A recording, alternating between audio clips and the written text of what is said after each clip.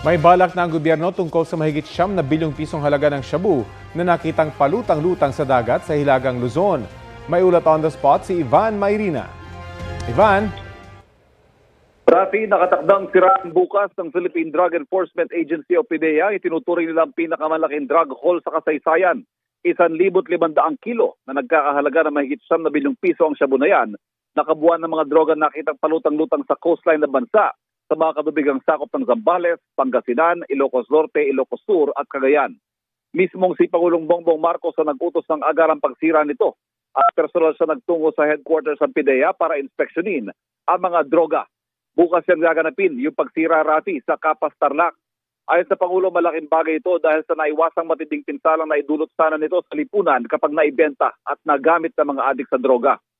Muli binida ng Pangulo na ang diskarte ng kanyang administrasyon yung mapayapang kampanya kontra droga at ang giit niya, epektibo ang anyay bagong konsepto ng war on drugs na ipinatutupad niya. Ang kakaiba pa sa diskarte nila ayon sa Pangulo, ang mas pinaigting na kampanya sa prevention o pagpigil ng pagpasok ng droga at rehabilitation o pagtulong sa mga adik na makapagbagong buhay. Kasabay ng pagtugi sa mga malalaking sindikato na din daw ang utos sa pulisya na habulin ng mga maliliit na tulak ng droga na hakbang anya para iparamdam sa mga mamamayan na ligtas sila sa kanilang komunidad. Ayon naman sa PDEA, patuloy ang kanilang pagbabantay sa mga baybayin at tukoy na raw nilang sindikatong nasa likod nito at patuloy ang kanilang pagtugi sa kanila. At yan ang latest mula sa Malacanang. Balik sa iyo, Rafi. Maraming salamat, Ivan Mayrina.